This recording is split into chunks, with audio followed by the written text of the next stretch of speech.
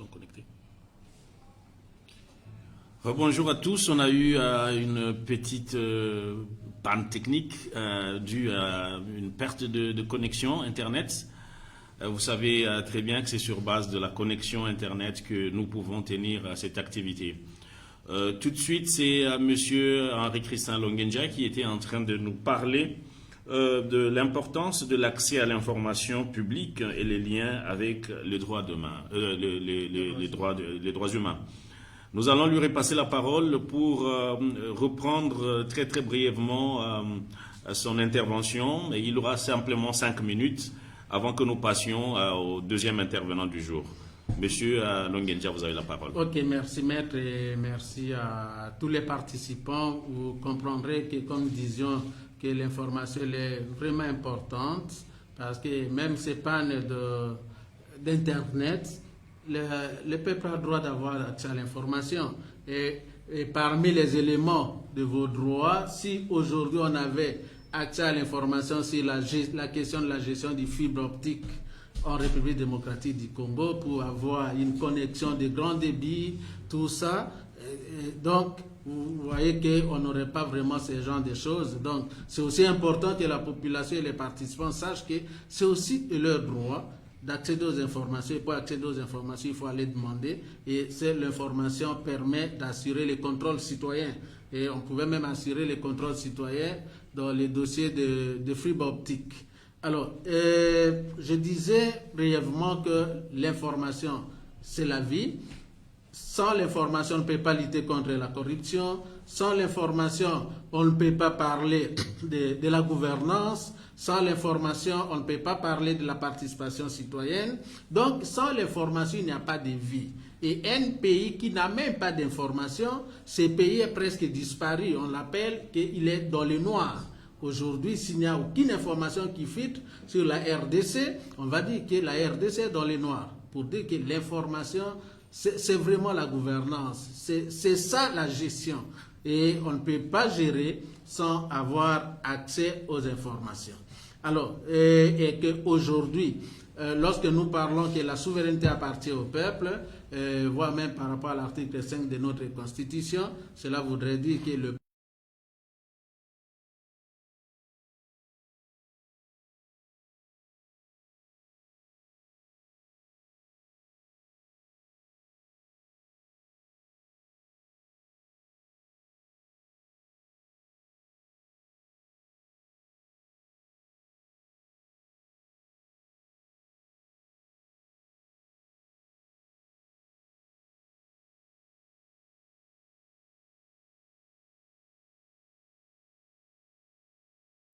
que l'insécurité bat record dans la ville de Kinshasa.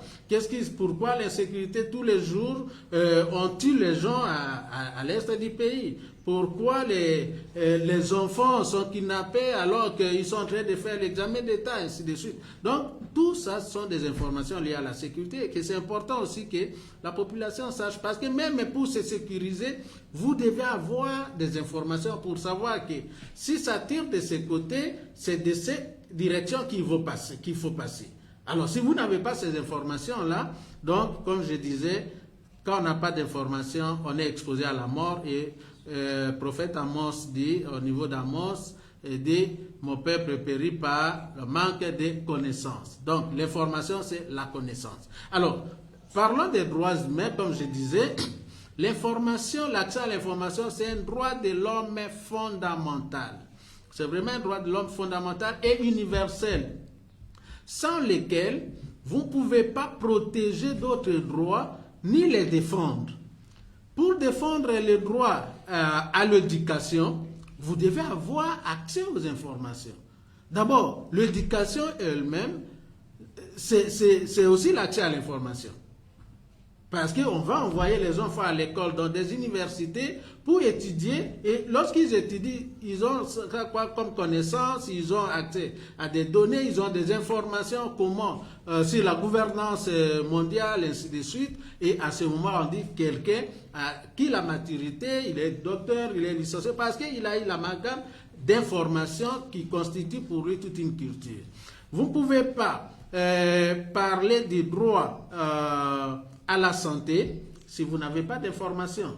Mais prenons le cas de Covid ici, il faut avoir accès à l'information. Comment on gère, comment on se protège. Chacun, nous tous, nous fabriquons les cache-nez, ainsi de suite. Est-ce que ces cache-nez sont sécurisés? Est-ce que parfois je mets une feuille, qu'est-ce qui me garantit que cette feuille me sécurise, ainsi de suite. Tout ça, ce sont des informations qu'on a besoin, même du point de vue sanitaire. Bien sûr que l'accès à l'information dans le secteur de la santé a aussi des limites et certaines restrictions, que ce n'est pas l'occasion d'entrer en profondeur sur le droit d'accès à l'information et la santé, les droits à la santé. Je pense que ça pourrait faire l'objet de toute une communication après. Et lorsqu'on parle de violation des droits de l'homme, on veut faire le monitoring des violations des droits humains. Le monitoring lui-même, c'est qu'on cherche les informations. Donc, il faut comprendre qu'il y a un lien intrinsèque entre les droits d'accès à l'information et la défense des droits humains. Et le droit d'accès à l'information, c'est un droit de l'homme fondamental. Et comme c'est notre droit, les droits se défendent toujours à la première personne du singulier. Voilà pourquoi chacun est invité à défendre ces droits-là, que le droit d'accès à l'information, nous avons tous droit à l'information et qu'on ne peut pas nous les priver, et c'est de notre droit de le réclamer et c'est de notre droit de l'appliquer. Et je pense bien qu'avec cette petite parcours, on a compris l'importance de ces droits-là, et c'est à nous maintenant de se dire que c'est mon droit et je dois le défendre. Grand merci, monsieur Henri Christin Longenja. Deux mots. Il a tourné autour de l'importance de ce droit et la place de ce droit parmi les autres droits humains, en rappelant que tout le monde a droit à l'information, que l'information peut être considérée comme l'oxygène dont on a besoin pour vivre, et qu'à ce titre, chaque personne a l'obligation de défendre son droit à l'information, puisque tel est le vœu même du constituant à l'article 24 alinéa 3. Si tel est l'entendement partagé, la compréhension partagée entre nous tous, je voudrais appeler au micro l'honorable maître Moïse Nyarogabo, qui va nous parler plutôt de principes et de l'état de mise en œuvre de l'accès à l'information publique en République démocratique du Congo. Honorable, vous avez la parole. Merci beaucoup pour la parole. Par rapport au droit à l'information, une des informations, c'est que c'est plus quand on parle qu'il faut porter le cache-nez. Malheureusement, généralement, il bloque aussi la voix. Je vais donc demander à mes voisins de s'éloigner, même si je sais que je suis en bonne santé, mais bon, ce sont des mesures, des barrières. En réalité, la question qui m'a été proposée, je peux la présenter en deux minutes. C'est pour cela que je vais quand même faire un petit commentaire avant de parler de la mise en œuvre, un petit commentaire sur l'importance du droit d'accès à l'information. Trois petites choses à dire. La première, c'est que le droit d'accès à l'information, ou l'information comme telle, c'est différent de la liberté de la presse.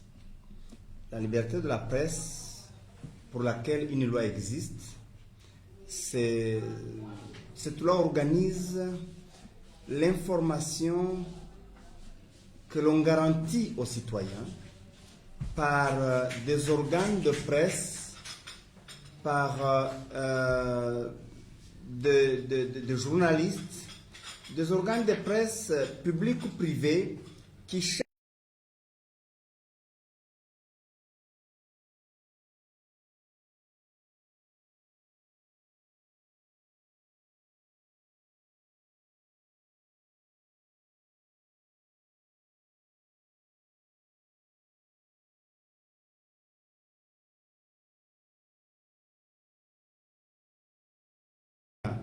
sont passifs, les citoyens reçoivent Mais lorsqu'on parle du droit d'accès à l'information, il y a le besoin du citoyen d'avoir l'information, il y a la volonté d'avoir et de chercher l'information, il y a l'action de chercher l'information et de l'avoir.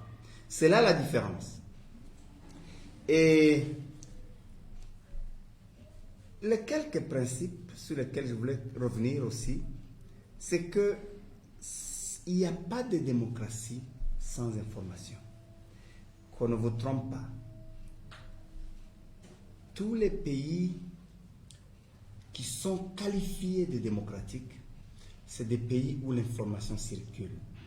D'ailleurs, tous les pays qui ont adopté la loi d'accès à l'information sont considérés comme des pays ouverts, sont considérés comme des pays avancés en cette matière, en matière de démocratie.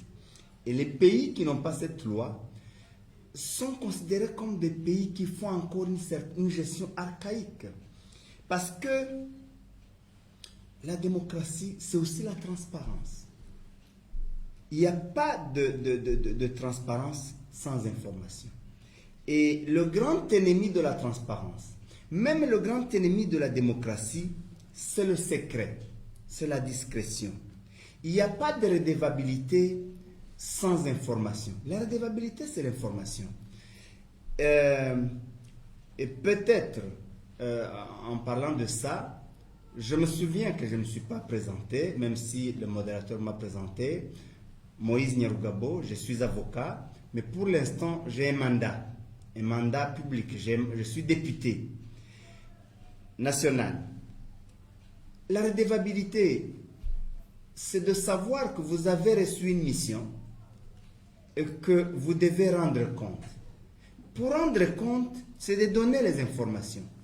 Pourquoi la session parlementaire porte sur 3 mois et après 3 mois, il y a 3 mois de vacances parlementaires? Les vacances parlementaires, c'est pas des mois, c'est pas le congé, c'est pas pour aller se reposer.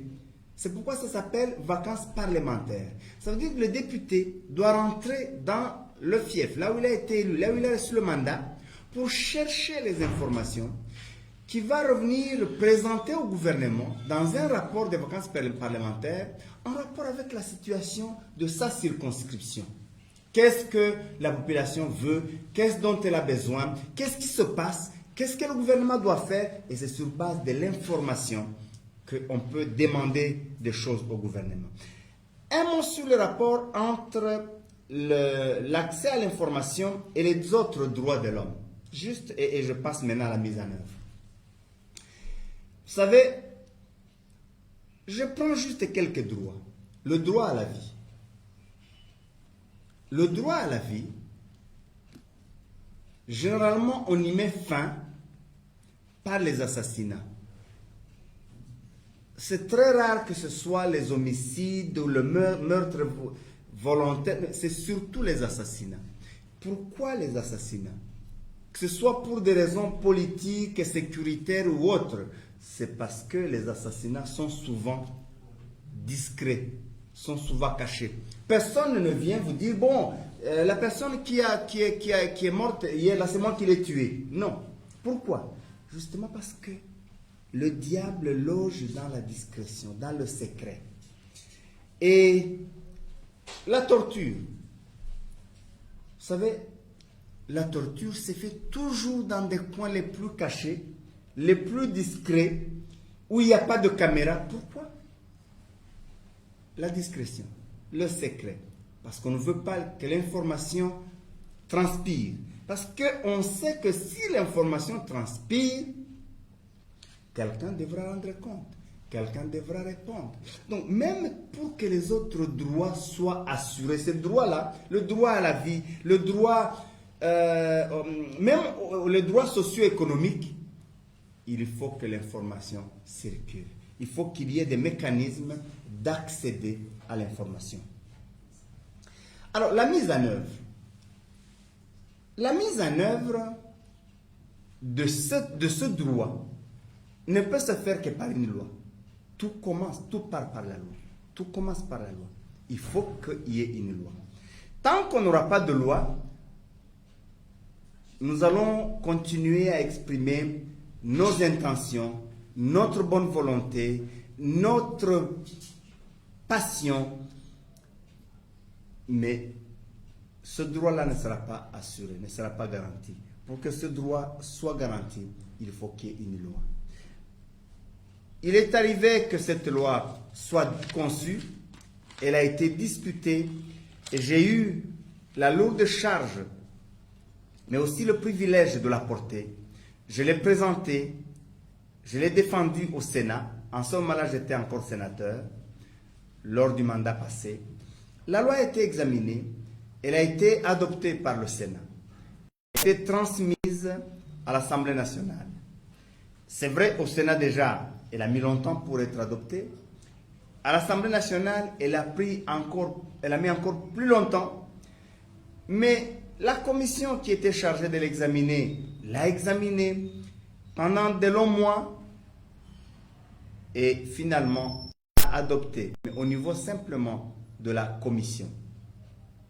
Avant que cette loi ne soit présentée en plénière pour être adoptée, afin qu'on passe maintenant aux commissions paritaires, à la commission paritaire et peut-être à l'adoption définitive par les deux chambres, le mandat a pris fin. Et généralement, vers cette période-là de fin de mandat, il y a beaucoup d'autres priorités. Et vous vous rappelez, c'était une période électorale et tout. Et là, les chambres parlementaires sont les chambres les plus politisées. Donc là, les intérêts étaient plus ou moins ailleurs et on n'a donc pas pu avoir notre loi. Alors, nous venons de relancer encore la démarche. Heureusement que j'ai eu la grâce d'être réélu. Je suis revenu, donc je suis à l'Assemblée nationale. Je viens de préparer encore la loi. Je n'ai presque pas changé grand-chose parce que je préfère prendre la loi qui a déjà été examinée par les deux chambres. Oui, il peut y avoir une petite amélioration à gauche à droite, une ou deux, trois dispositions. C'est toujours bon d'améliorer, ça ne fait du mal à personne. Mais c'est la même loi qui a déjà été examinée, adoptée par les deux chambres, même si ce n'était pas encore une adoption définitive, qui va être présentée. Dans les quelques heures, vous allez apprendre que la loi a été déposée à l'Assemblée nationale. Comme j'ai eu la chance de revenir au Parlement, c'est aussi une information qu'il faut savoir, ce n'est pas du tout évident. Il y a des gens qui ont déjà été réélus 2-3 fois. Ce n'est pas du tout évident. Lorsque vous regardez le pourcentage du retour, c'est jamais plus de 20%. Des fois c'est 10, des fois c'est moins. Et donc, ceux qui siègent aujourd'hui, peut-être qu'en 2023, à l'Assemblée nationale, peut-être 20, 30, maximum 50, rarement un peu plus qui vont revenir. Au Sénat, je ne suis pas sûr que sous les 108 que nous étions, il y a 8 qui sont revenus. Je crois que c'est moins que ça. En tout cas, ceux qui sont allés jusqu'à la fin du mandat, il y en a plus ou moins 4 ou 5 qui sont revenus. Donc, ce n'est pas évident. Mais même si je n'étais pas là, un autre allait endosser cette loi et la présenter. Ce qui compte, c'est l'esprit. L'esprit qui nous anime, nous tous. L'esprit qui anime d'autres, qui nous suivent, d'autres qui ne l'expriment pas, mais qui vivent cet esprit. Mais c'est aussi les principes que porte cette loi. C'est ce qui est important. N'importe quel autre député ou sénateur pouvait la présenter. Et croisons donc les doigts pour que, au cours de la session de septembre, qui commence le 15 ici, cette loi soit programmée. Et je pense qu'elle va l'être. Vous allez peut-être apprendre que la loi est dans le calendrier et si elle est attribuée, il suffira qu'elle soit programmée pour une plénière et elle sera confiée à une commission et on va essayer de faire pression à la commission pour que la loi soit votée à l'Assemblée, qu'elle soit envoyée encore au Sénat, que le Sénat l'examine, qu'on suive encore la même procédure. Après le Sénat, c'est la commission paritaire pour harmoniser les divergences et c'est seulement après ça qu'on peut encore adopter la loi par les deux chambres dans les termes identiques et c'est en ce moment-là qu'elle sera envoyée au président de la République pour la promulgation. C'est là la voie. Il n'y a pas moyen de procéder autrement. Mais, en ce qui nous concerne, peut-être dans les 72 heures, la loi va être déposée au Parlement. En ce moment-là, ce qui va suivre, nous aurons besoin des uns et des autres. Je ne vais pas dire que nous aurons besoin de vous pour faire pression sur nous, mais nous aurons besoin de vous pour que, effectivement, les députés nationaux, d'abord, comprennent que cette loi est importante, pas seulement pour l'auteur qui l'a déposée, mais pour toute la population. C'est vraiment parmi les lois qui permettent à la population d'accéder aux informations de la gestion de la République. Parce que ceux qui cachent les informations sont ceux qui sont conscients que quelque chose est mauvais, que quelque chose ne va pas. Quand vous cachez quelque chose, votre conscience sera en train de vous dire qu'il y a quelque chose qui ne tourne pas rond. Mais si vous n'avez rien de mauvais à faire, vous n'aurez rien à cacher. Donc, je pense que c'est comme ça que nous allons procéder. Et quand la loi sera adoptée, là maintenant, il y aura un petit moment pour la vulgarisation, pour que vraiment la population s'imprègne, connaisse quels sont ses droits, quels sont les mécanismes de l'exercice de ce droit, et ce sera parti. Chacun va exercer les prérogatives qui auront été définies par la loi. Et donc, ce droit sera mis en œuvre et sera exercé. Je vous remercie. Nous remercions l'honorable Nyarugabo. C'est un exposé qui nous remet en mémoire les principes qui ont été déjà évoqués par le premier intervenant, mais qui a le plus grand mérite d'être plus pratique en nous disant à quel niveau effectivement le pays est aujourd'hui dans le cadre de la protection et de la mise en œuvre, de la promotion du droit d'accès à l'information. Un texte va être déposé. Il va être celui qui a été déposé à la dernière législature, bien entendu avec des possibilités d'amélioration, mais c'est déjà une grande avancée pour le pays que de disposer d'un texte, d'un projet de texte sur base duquel il peut effectivement mettre en œuvre ce droit. Sur ces mots, je voudrais ouvrir plutôt des échanges directs, des débats, des questions, peut-être même des enrichissements de la part des intervenants, des participants plutôt. Chaque participant qui intervient dira son nom, dira son organisation très très brièvement, mais il précisera à qui il adresse sa question. Et donc, voilà, le micro est à vous. Et nous avons vite hâte d'entendre ce qui ronge votre ménage pour mieux appréhender la question, mieux la comprendre et éventuellement dire dans quelles possibilités vous pouvez intervenir pour appuyer ou accompagner l'initiative.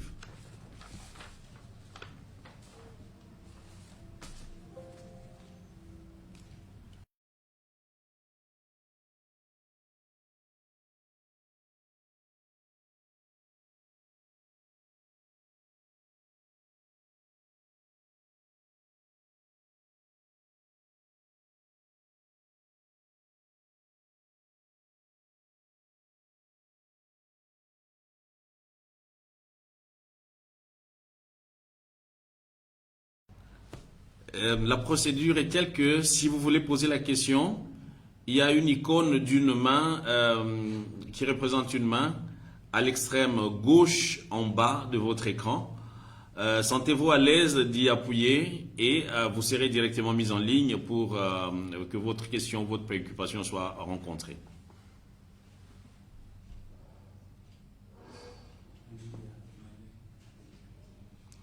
Oui, Emmanuel?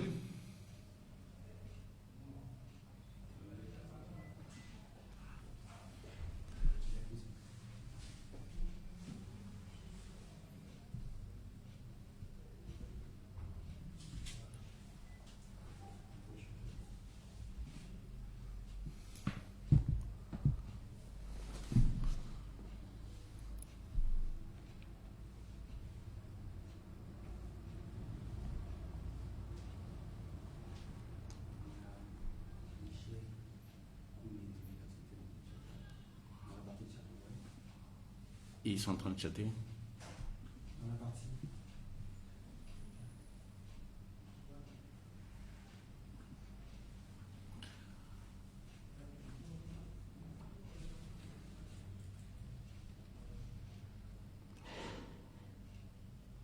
Il n'y a pas de question audio.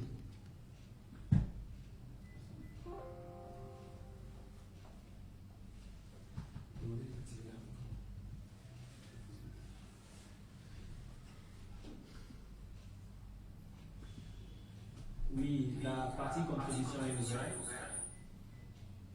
Activez votre micro pour poser.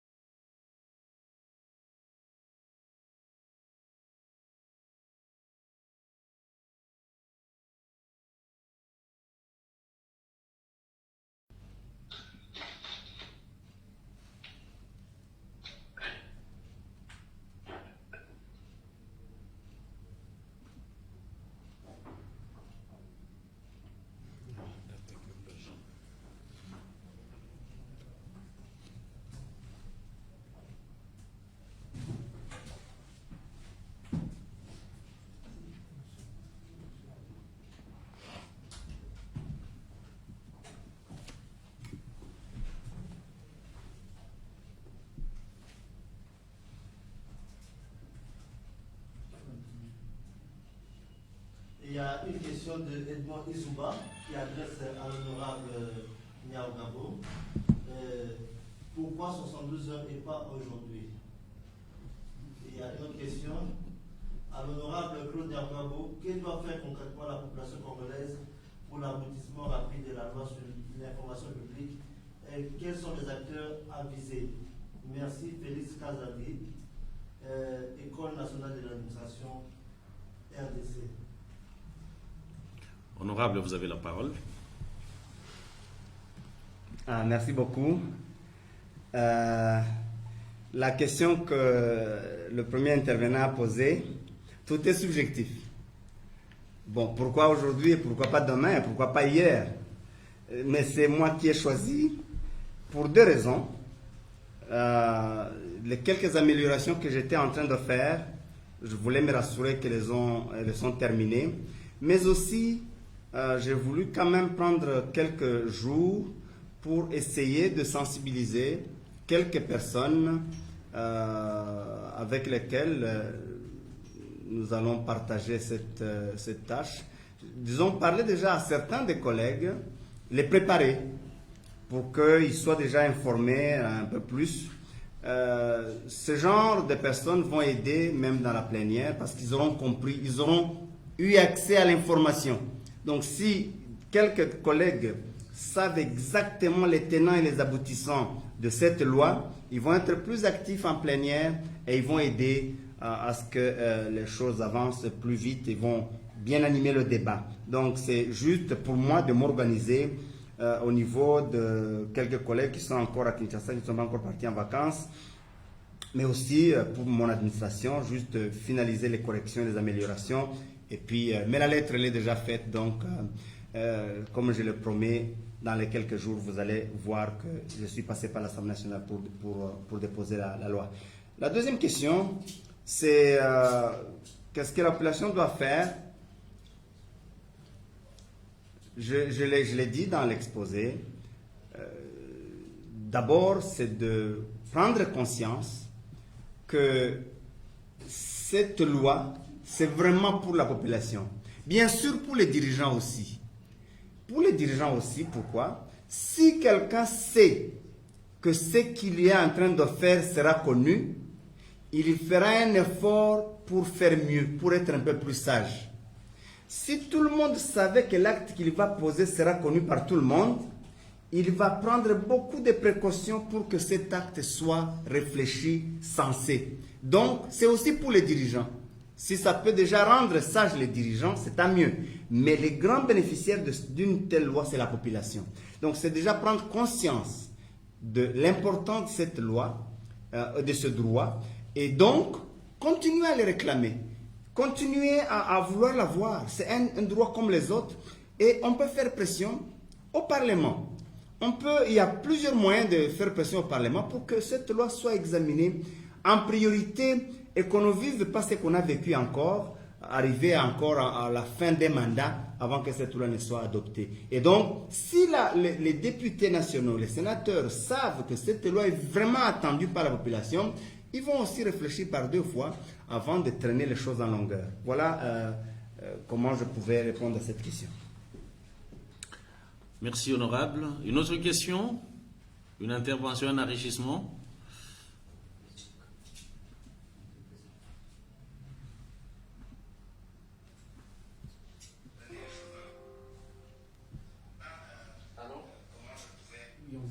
Oui, allez-y. Ok, merci. Ok, merci beaucoup. Moi, c'est Maître Jeune, numéro de liaison avec le Parlement de la SECO. Oui, je voulais, avant toute chose, faire quand même une remarque par rapport même au plaidoyer que nous menons pour faire valoir cette loi comme est si importante, si importante pour l'accès à l'information publique. Mais je trouve un peu le plaidoyer que nous menons très molle et vraiment très timide. À telle enseigne que jusqu'à présent, on ne voit pas l'implication des acteurs vraiment qui comptent, qui soient impliqués à un très haut niveau. Peut-être pour Internews et les autres organisations de la société civile, moi je suis en train de penser plutôt au lieu de faire des actions sporadiques comme celles que nous sommes en train de faire maintenant là, de concevoir tout un programme sur une période de 3 à 5 ans où on va vraiment travailler en profondeur pour faire de telle sorte que cette loi soit non seulement appropriée par la population tout entière, mais aussi exercer une pression suffisante sur les parlementaires pour qu'ils puissent voter cette loi. Là, je reviens encore sur l'intervention de l'honorable Yann, qui je remercie pour avoir eu cette initiative première loi de proposer cette loi. Mais je crois que sa bonne volonté sera limitée par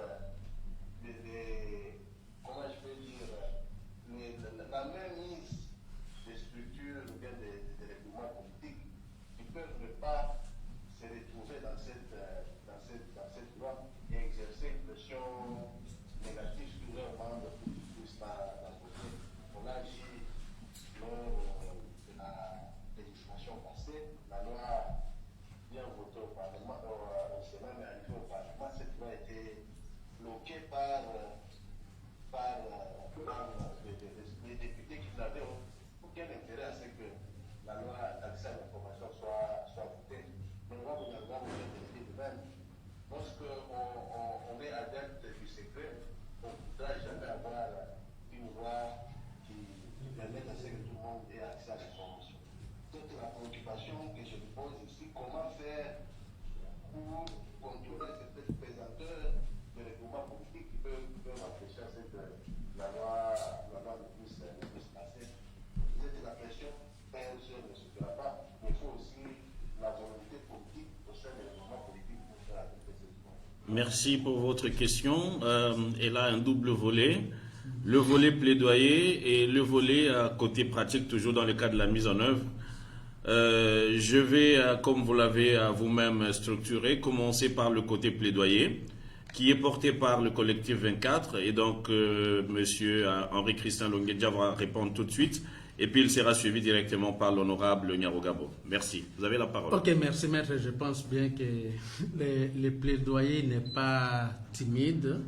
Parce que le plaidoyer, il faut avouer que nous avons commencé ces combats pour promouvoir ces droits dans ces pays depuis 2009. À l'époque, lorsque nous commencions à parler du droit d'accès à l'information, d'abord c'était le combat pour que les gens puissent comprendre l'importance de ces droits. Parce que tout le monde mettait la confusion avec les droits sur la liberté de la presse, donc ça ne concernait du coup que les journalistes.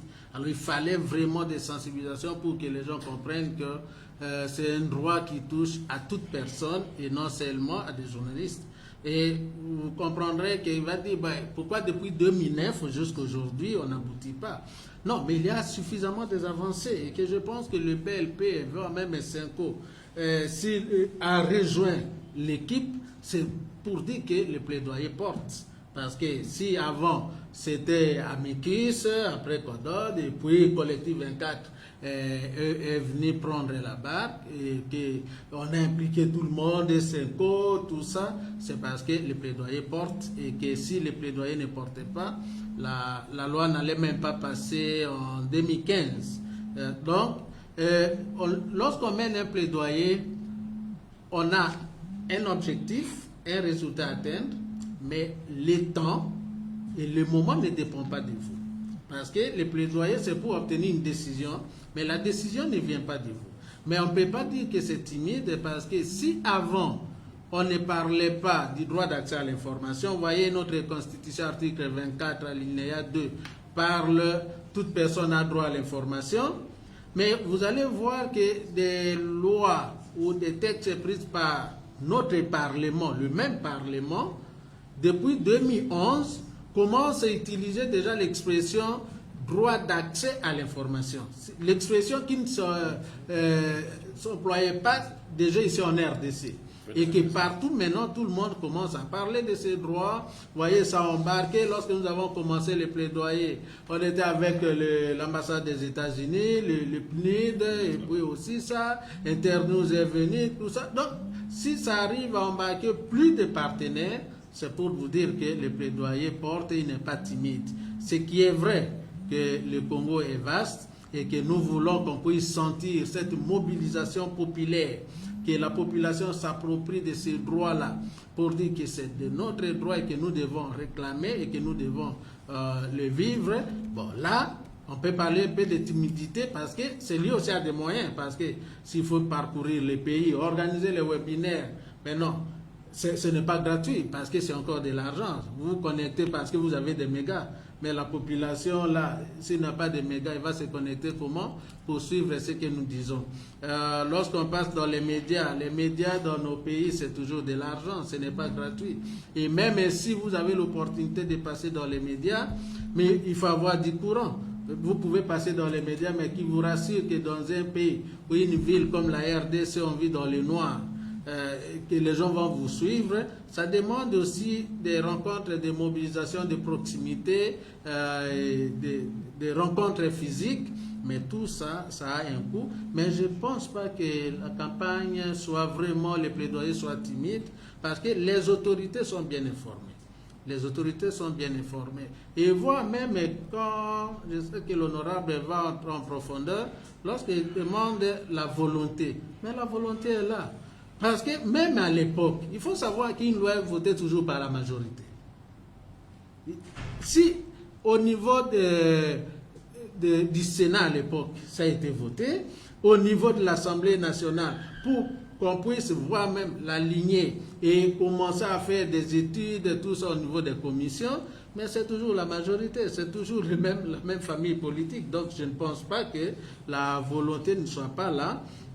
Ce qui s'est passé, à mon sens, ce n'était pas du blocage d'ordre politique, étant un acteur qui suit de près cette question, et voire même au niveau de la commission, on a participé, tout ça, ce n'était pas du blocage politique, mais c'était plutôt des contextes. Si on peut appeler politique, c'est par rapport au contexte électoral, et ainsi de suite, mais lorsqu'on mène un plaidoyer, il faut avoir confiance. Il faut toujours supposer que celui qui va prendre la décision est de bonne foi et faites-lui confiance, ça va aller. On ne peut pas déjà dès le début commencer à fustiger qu'ils vont bloquer. Ce sont les élus du peuple, ils ont le droit de revenir demain, parce que si aujourd'hui il peut être au pouvoir, il a accès à l'information, mais demain il ne sera pas au pouvoir. Vous savez, la première loi a été votée en Suède, c'était par le parti au pouvoir. Et ce parti au pouvoir, lorsque ce parti a perdu le pouvoir et est devenu dans l'opposition, ils se sont dit, mais comment nous allons accéder aux informations tout en n'étant pas dans le pouvoir? Voilà pourquoi ils ont dit, non, c'est un droit fondamental, il faut qu'on ait la loi, et c'est comme ça qu'il y a plus de 2 siècles, la Suède s'est dotée de cette loi, c'était toujours les opposants, mais ils étaient d'abord au pouvoir, mais ils ont senti ces besoins-là. Et partout dans tous les pays où ces lois ont été votées, c'est toujours les politiques qui les votent, et que BLP étant membre de l'équipe de plaidoyer, je pense bien que le programme dont il fait allusion, le programme est toujours là. Avoir un programme sur papier, c'est une chose, mais s'il faut avoir un partenaire qui finance un programme pendant 5 ans, ce n'est pas toujours facile. Merci, honorable. En 2 mots, ou en 2 groupes de mots.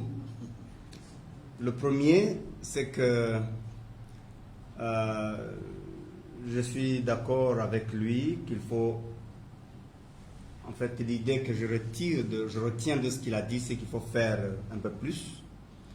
Et donc, je mets même cette rencontre dans le cadre de cet effort de plaidoyer. Je crois que ces échanges, si ils seront publiés, ne sais pas, sur Facebook, sur les groupes sociaux, c'est déjà une campagne. Il y aura déjà un peu plus de personnes qui vont savoir de quoi il s'agit, de quoi on parle, et c'est déjà de la mobilisation. Et peut-être ce qui reste, que je vais demander effectivement dans le même sens, c'est que pour ce moment, concentrons la mobilisation, la sensibilisation, le plaidoyer sur les parlementaires. Vous savez pourquoi? Parce que justement la clé de la mise en œuvre de cette loi, c'est la loi. Donc concentrons beaucoup d'efforts sur eux. Quand la loi sera votée, et nous allons en ce moment-là nous déployer encore sur la population pour la connaissance, pour la vulgarisation, pour la compréhension de la loi, pour bien exercer ce droit. Alors, la question proprement dite qui m'a été posée, la question de la bonne volonté qui sera limitée par, en quelque sorte, les tendances politiques. Comment faire pour contourner l'apesanteur? C'est ce que nous sommes en train de faire. Nous faisons notre part, nous déposons la loi, je suis convaincu qu'elle va être programmée, et nous allons l'examiner, nous allons siéger en commission.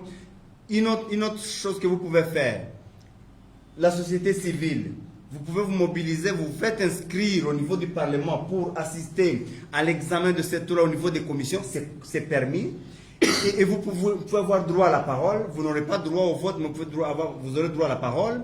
Donc vous allez déjà là, c'est aussi une contribution, mais c'est aussi une autre pression, c'est aussi un plaidoyer. Donc inscrivez-vous, venez participer à la commission, c'est une façon de faire la pression. Et les autres mécanismes que vous pouvez adopter, par exemple un jour de vous mobiliser à 20, à 30, vous venez voir Madame la Présidente de l'Assemblée nationale, le Président du Sénat, pour lui parler de l'importance que vous attachez à cette loi. Tout ça là, ce sont des moyens qu'on peut utiliser justement pour contourner la pesanteur. Mais je pense aussi, pour terminer, que le moment s'y prête. Je ne sais pas, je crois que le moment s'y prête. Quand je vois la configuration politique, je ne veux pas aller dans les détails, mais vraiment, je crois que c'est le meilleur moment d'avancer. Okay. Il y a beaucoup de questions adressées à l'honorable Nyangabo. La quasi-totalité de la population congolaise se trouve dans un contexte négatif afférent à la prise en conscience de leurs droits en général. Est-il loisible que la présente loi puisse être publiquement accessible?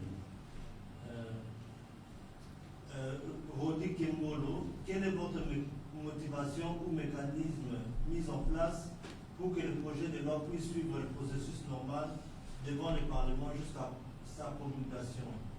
Une autre question à poser à l'honorable Nyangabo.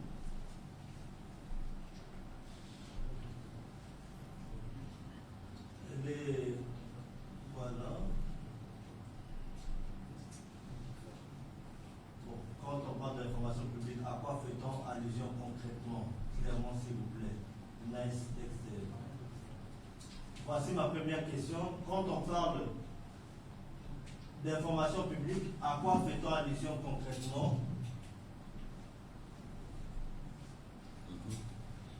Concrètement, clairement, s'il vous plaît. Une autre question. Il a parlé d'une loi qui devait soit entrer en vigueur, soit encore être votée au Parlement. Laquelle? J'irai Lutumba, qu'en est-il des efforts des parlementaires pour accompagner ce processus d'accès à l'information, en mettant évidemment en place un cadre légal propice? Qu'en est-il des efforts des parlementaires pour accompagner ce processus d'accès à l'information, en mettant évidemment en place un cadre légal propice? Toujours J'irai Lutumba, quid de l'information détenue par le pouvoir public? Est-il possible de penser désormais à la mise en place d'une autorité devant veiller à rendre publique ou accessible celle-ci? Quid de l'information détenue par le pouvoir public? Est-il possible de penser désormais à la mise en place d'une autorité devant veiller à rendre publique ou accessible celle-ci? Une autre question. Nzanalemba Olivier, pouvez-vous m'expliquer si les limitations pénales à la liberté de presse sont-elles justifiées? Question adressée à l'honorable Moïse Nyangabo. Pouvez-vous m'expliquer si les limitations pénales à la liberté de la presse sont-elles justifiées? Honorable Nyangabo. Une autre question. On va prendre une autre question sur la plateforme. Voilà, là il y a beaucoup de questions qui sont arrivées. Essayer de les limiter, parce que nous sommes limités par le temps. Oui, on va essayer de prendre...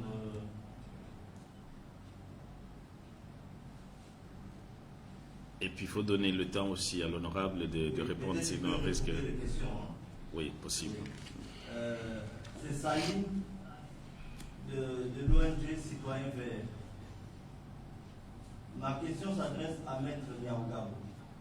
Quels sont les moyens mis par l'État afin de lutter efficacement contre les fake news? Quels sont les moyens mis en place par l'État afin de lutter efficacement contre les fake news?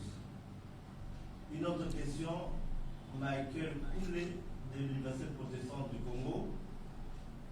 Avoir accès à l'information est une bonne chose. Mais qu'est-ce qui pourrait rassurer la sécurité de ceux qui feront pression pour faire valoir cette loi? Avoir l'accès à l'information est une bonne chose, mais qu'est-ce qui pourrait rassurer la sécurité de ceux qui feront pression pour faire valoir cette loi? Je crois qu'on peut s'arrêter là. On répond d'abord à celle qu'on va prendre une série, ou bien qu'il veut continuer? Non, laissez l'honorable répondre d'abord. Les questions sont nombreuses, mais elles sont effectivement, elles vont dans le même sens.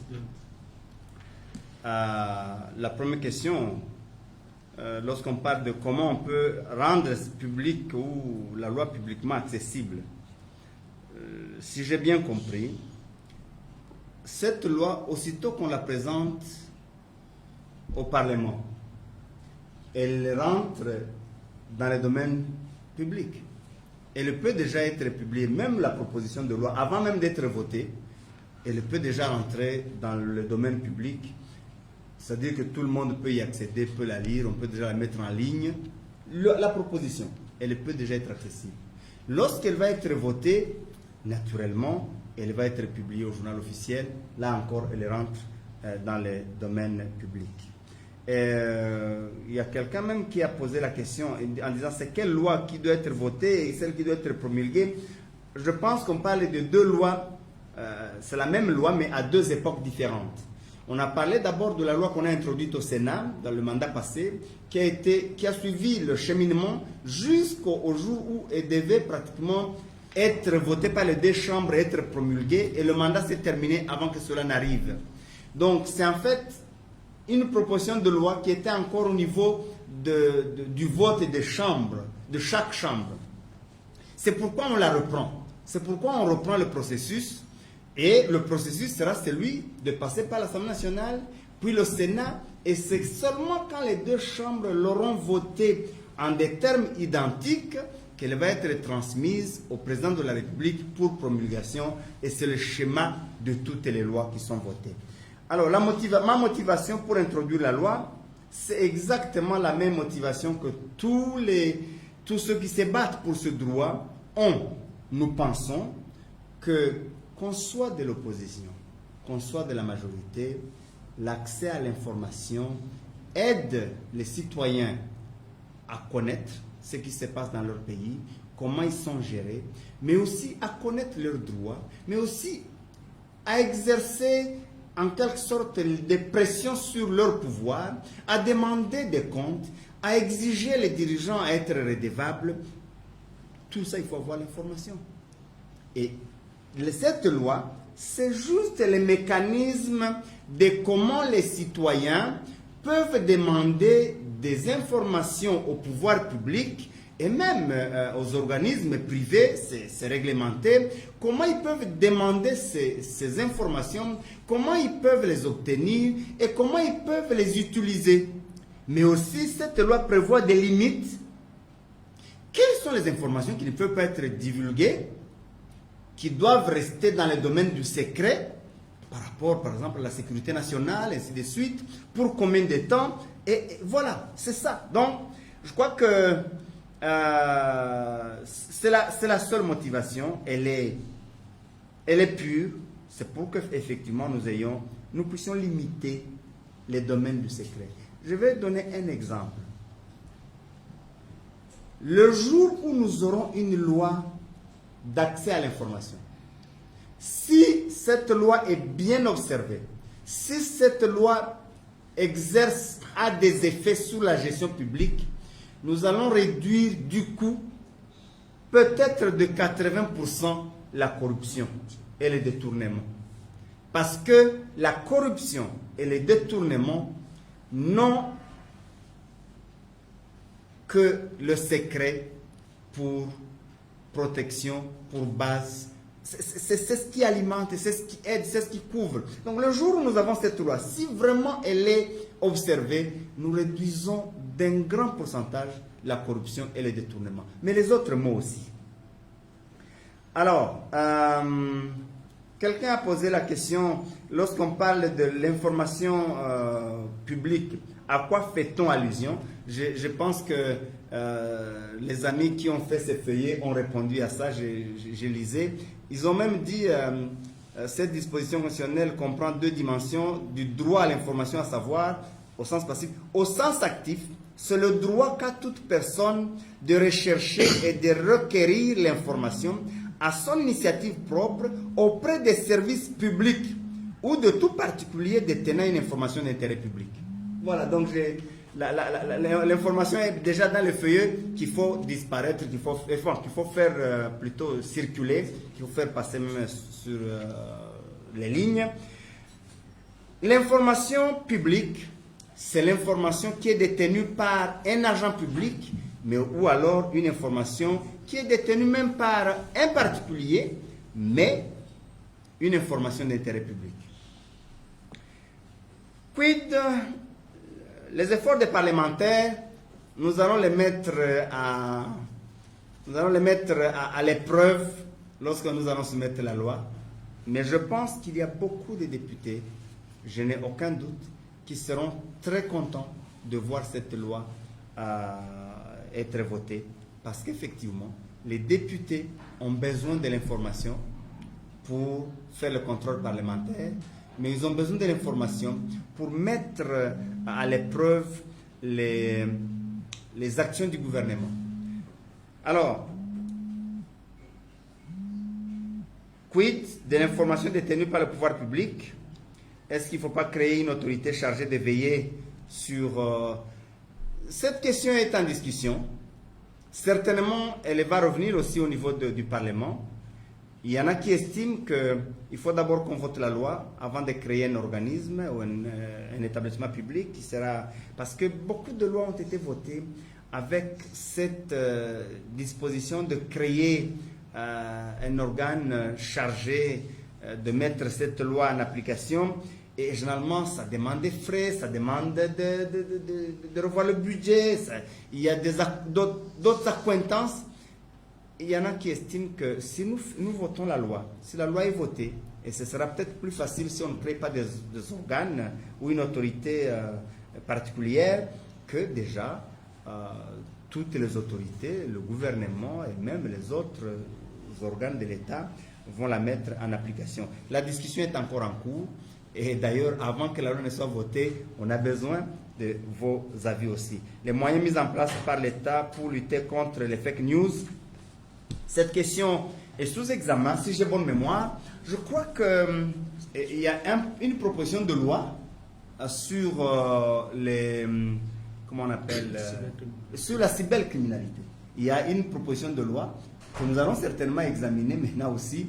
C'est déjà un effort qui est en train d'être entrepris pour que nous puissions lutter contre ça. La sécurité des personnes qui vont faire pression pour faire valoir cette loi, je pense que deux choses.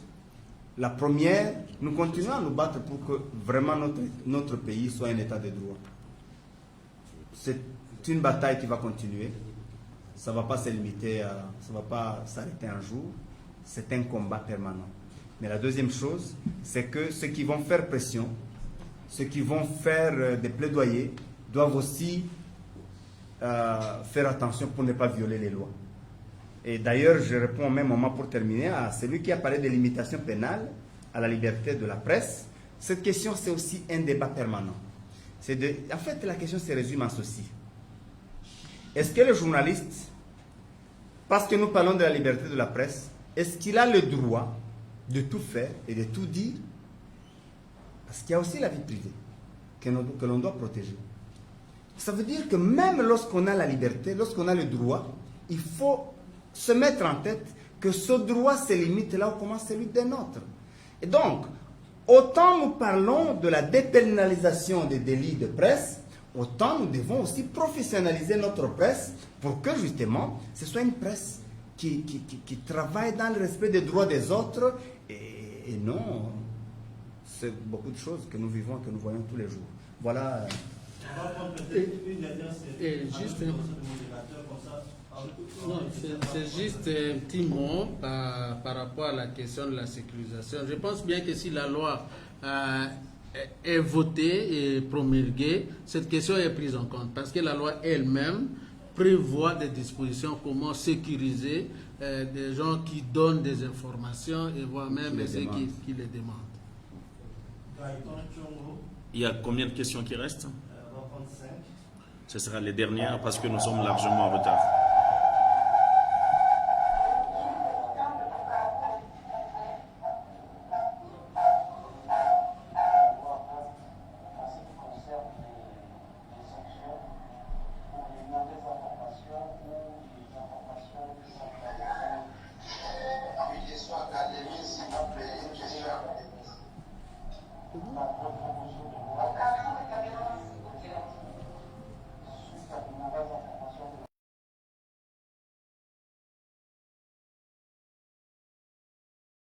Qui aimerait réagir, nous allons revenir par rapport à Michael Mwanda. Il y a Bukavu. Oui, Bukavu. Vous pouvez ouvrir votre micro. Bukavu. Oui, il y a Bukavu qui aimerait intervenir. Allô, Bukavu.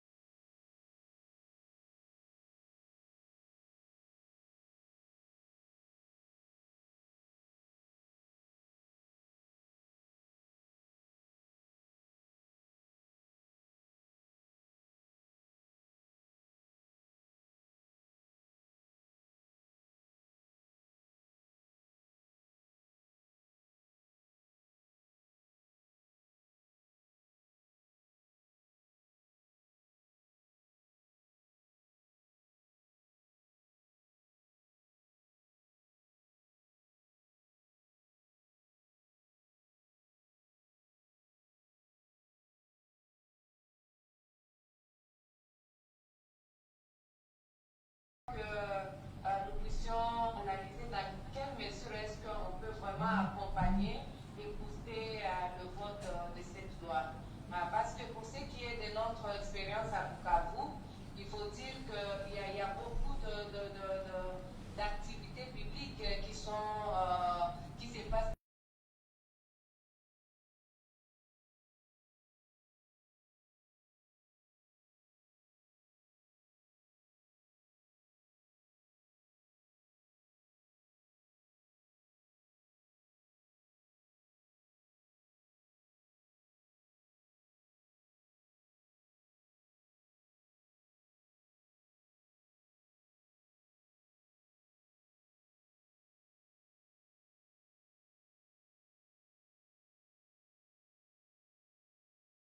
Cette opacité pour se retrouver.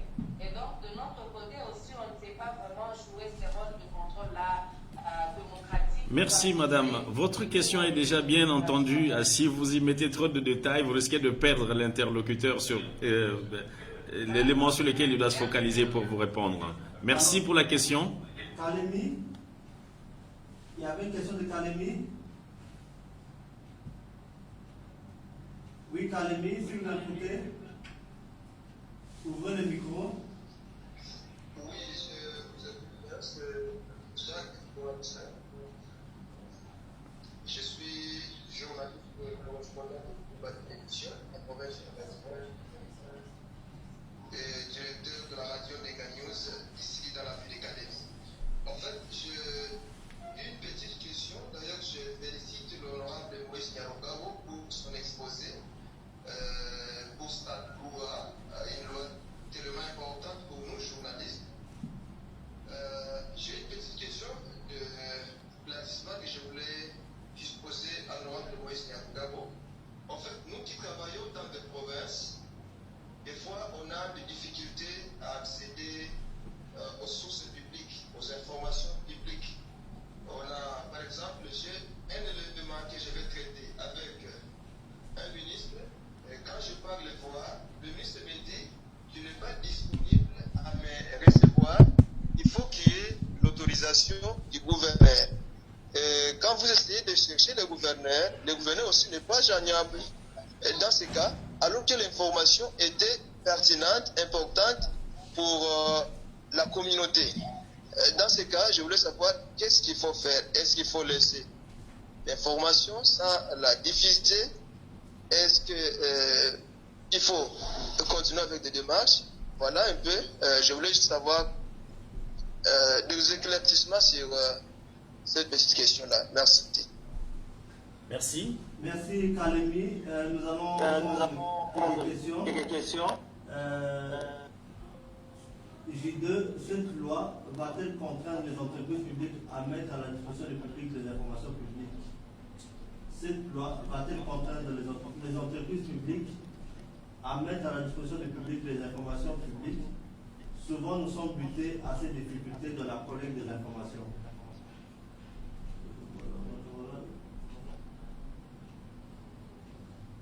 Il y a d'autres questions. Nous allons prendre d'autres séries de questions qui ont été posées. Encore une ou deux. Oui, une ou deux, puis on va. La série ne fait que. Question.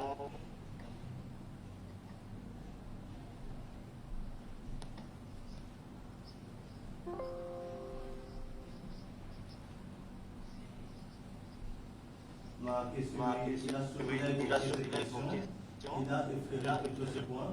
Vu l'importance d'une telle proposition de loi, n'y a-t-il pas moyen de mettre cette proposition de loi à la discussion du public pour que tous les citoyens puissent, pour que tous les citoyens soient en mesure de proposer aussi certains aspects? Une autre question. Ça sera la dernière.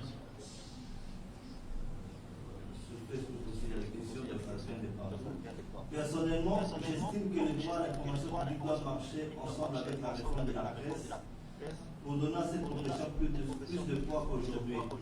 La presse ne doit pas être un refus de tous ceux qui ont échoué ailleurs. La noblesse de cette profession dépasse aussi la qualité de profession des médias. Elle ne doit pas être un fourre-tout des électrons célibataires qui échappent à toute discipline en cas de violation de l'éthique et la déontologie. Avoir accès aux informations publiques ne doit pas servir d'arme pour tuer notre propre société, ou selon moi la nécessité de joindre la réforme de la presse. Je crois que c'est le bon sujet de monsieur. Ça, c'est une contribution plutôt. Une dernière question, s'il vous plaît. Quels sont exactement, il y en a deux, mettre à nu tout ce qui se fait dans nos institutions publiques, même pour les services régaliens de l'État, ne risque-t-il pas de provoquer l'instabilité politique? Mettre à nu tout ce qui se fait dans nos institutions publiques, même pour les services régaliens de l'État, ne risque-t-il pas de provoquer l'instabilité politique? Une autre question. Quelles sont exactement les dispositions que préconise cette loi? Devrions-nous envoyer une correspondance aux agents publics ou se présenter sur le lieu? En bref, quelles sont les procédures à adopter d'après la dite loi? Nous allons nous limiter là pour les questions aujourd'hui. Nous allons donner la parole à l'honorable Nyarugabo. D'autres questions pourront peut-être recevoir des réponses directes sur le support sur lequel elles ont été publiées. Donc, honorable, vous avez la parole, vous avez été assailli aujourd'hui. Vous ne m'avez pas préparé à cet exercice. Je ne savais pas que je vais être aussi assailli comme vous dites que je le suis. Mais ça fait plaisir, en fait, ça montre toujours l'intérêt que l'on a sur cette loi. Il y a une question que je n'ai pas bien comprise, celle qui a parlé des sanctions. La première, c'était la mauvaise qualité du son. Je commence par la question de Bukavu. Qui parle de tous les partenaires pour une large médiatisation. La loi, pour que la proposition soit connue, pour que les électeurs puissent la connaître, faire pression sur leurs élus, en fait, pour accompagner, booster le vote de cette loi. Je suis totalement d'accord avec cette proposition, mais je pense que c'est important qu'une étape soit franchie. Personnellement, je pense qu'il faut que je dépose la loi au Parlement, qu'en septembre, lorsqu'on va adopter le calendrier, la loi soit retenue sur le calendrier. Déjà en ce moment-là, le travail peut commencer. Mais surtout, le jour où nous aurons l'avantage de la présenter en plénière, en ce moment-là, vraiment, elle rentre dans le domaine public. On peut la vulgariser, on peut la publier sur tous les supports. Et effectivement, la société civile, la presse et tous les autres acteurs peuvent s'en saisir et faire pression sur les parlementaires. C'était mon dernier mot de la première série de questions. C'était de dire, concentrons-nous pour l'instant, d'abord sur les parlementaires, avant de nous concentrer beaucoup plus sur la population. Mais c'est comme l'œuf et la poule. Bon, on se concentre aussi sur la population pour que la population nous aide à nous concentrer sur les députés afin que la loi soit votée. Alors, ce qui se passe justement dans l'opacité, dans les provinces, c'est pas seulement dans les provinces, même au niveau national, c'est encore peut-être plus grave. Donc, c'est ça l'objet même de cette loi. C'est pour diminuer l'opacité, c'est pour diminuer le secret qui n'est pas utile, le secret qui est criminel, le secret coupable, le secret qui cache ce qui est criminel, ce qui est infractionnel, ce qui est immoral. L'autre question, c'est la difficulté d'accéder aux informations en province par le fait qu'on demande les autorisations. Vous voulez voir le ministre, il demande l'autorisation du gouverneur, le gouverneur est inaccessible.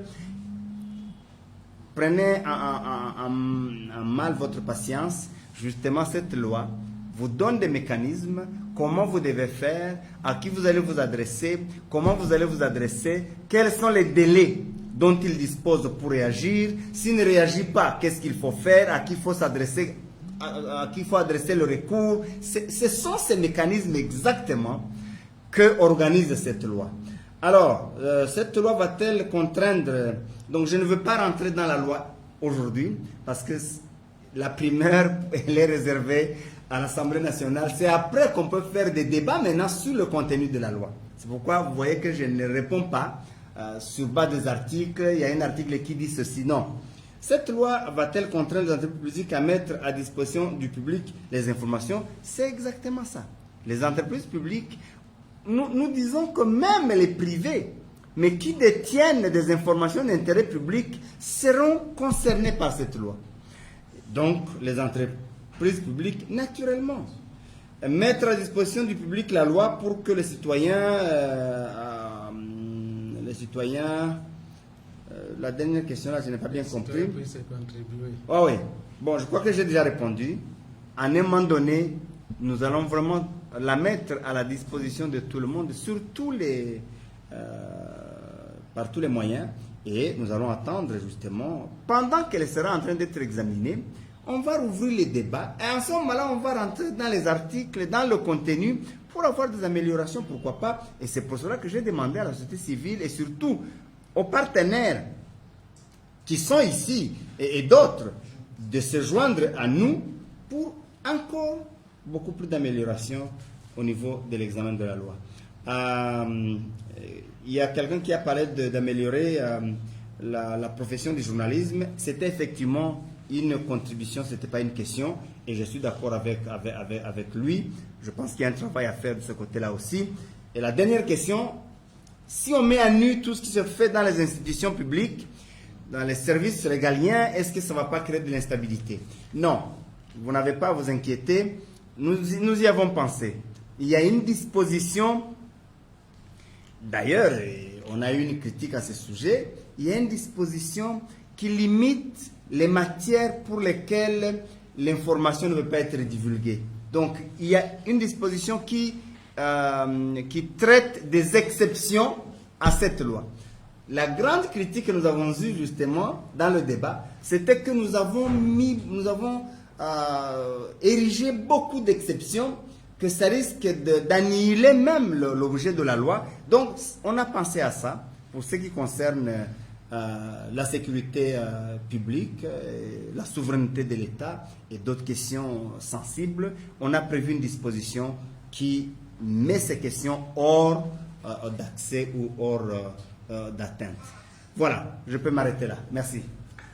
Merci beaucoup, honorable Nyarugabo. Nous allons passer à la dernière étape, au dernier moment de la journée, qui consistera en la présentation du brief Policy Note relatif, qui a été élaboré pour appuyer, accompagner la campagne d'adoption de la loi du droit à l'accès à l'information.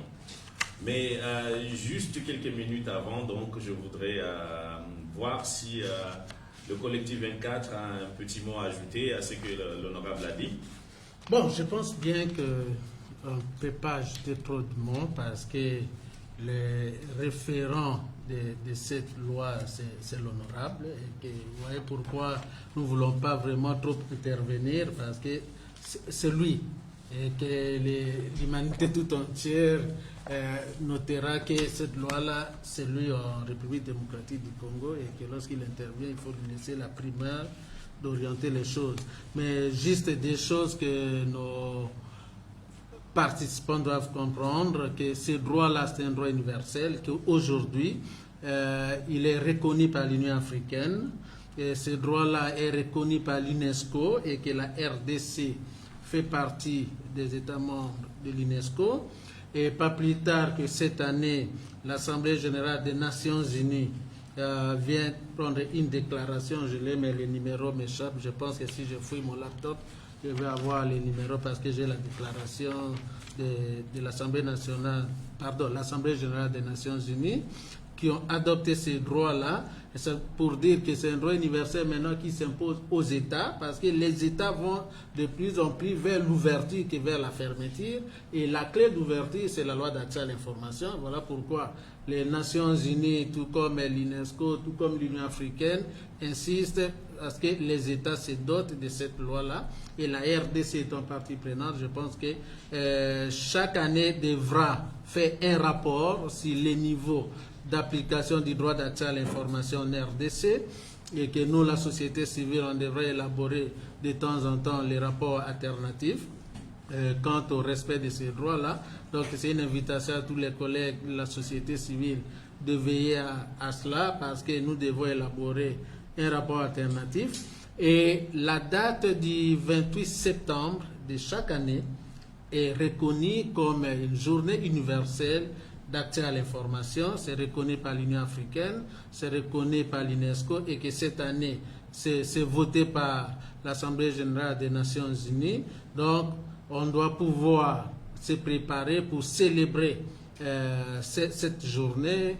Et comme nous avons des gens maintenant à Bukavu, partout au pays, il est important que le mois de septembre, qui commence déjà aujourd'hui, il nous reste que 28 jours, nous devons 27 jours d'ailleurs, nous devons voir comment nous devons préparer cette journée avec FAST. C'est aussi l'occasion de sensibiliser les gens, et pour ceux qui doivent demander des informations, la loi sera là, mais comme ce droit est reconnu aussi par d'autres dispositions légales en République démocratique du Congo, il y a un site mise en place pour demander des informations en ligne. Il y a des institutions qui sont là-dedans. Le site, c'est www.tunabakonzi.org. Donc, si vous entrez dans www.tunabakonzi.org, ça vous permet de demander des informations à la source, et que ça serait une plateforme, à mon sens, si la loi est votée, que même le gouvernement devrait développer ces sites-là, bien l'amplifier, pour que ça soit un canal où tout citoyen peut demander les informations facilement vu la grandeur du pays. Donc ce sont les deux choses-là que je voulais que les participants notent. Donc le site de demande en information www.tunabakonzi.org, et la date du 28 septembre qui est une date importante pour nous tous, les défenseurs du droit d'accès à l'information. Merci pour ce rendez-vous pris. Place à présent à la présentation du brief.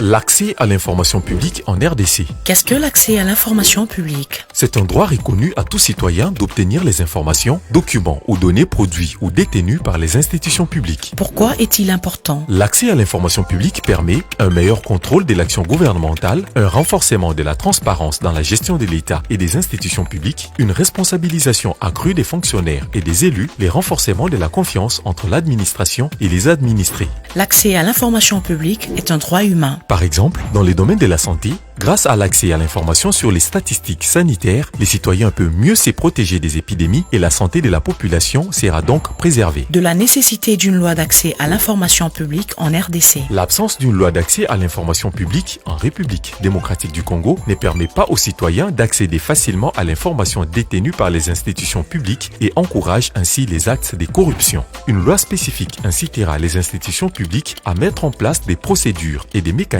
pour faciliter l'accès à l'information publique. Ainsi sera brisée la muraille du secret professionnel, principal obstacle à l'accès à l'information publique. Vers une loi d'accès à l'information publique en RDC. Après son adoption au Sénat en 2015, la loi sur l'accès à l'information publique a été examinée et améliorée entre 2017 et 2018 à l'Assemblée nationale, mais n'a pas été votée. Après les élections de 2018, les nouveaux responsables du pays se sont engagés pour le vote de cette loi. C'est à la société civile de saisir la balle au bon pour relancer ses plaidoyers. Engagé pour cet échange. Nous allons nous arrêter là pour aujourd'hui et nous vous fixons rendez-vous pour mercredi prochain pour le tout dernier webinaire dans le cadre de cette campagne. Je remercie les intervenants de ce jour. Je remercie aussi Internews qui nous accompagne dans ce processus. Je remercie tous les participants et je vous appelle à plus d'engagement. Merci à tous. Merci. Non, on se salue plus donc. C'est devenu très facile. Hein? C'est ça. Mais mon fils me disait, Hein? On se lève, on part. Hein? mon fils me disait, papa, pourquoi vous saluez frère, vous marchez avec? Mais si ça tue les microbes, vous pouvez saluer quelqu'un, vous mettez ça non. Mais c'est ça. Alors, je dis, mais qui vous rassure? Il dit, mais ça veut dire que Le principe, c'est la prudence la plus totale. il dit, mais si vous ne faites pas ça, c'est devenu facile.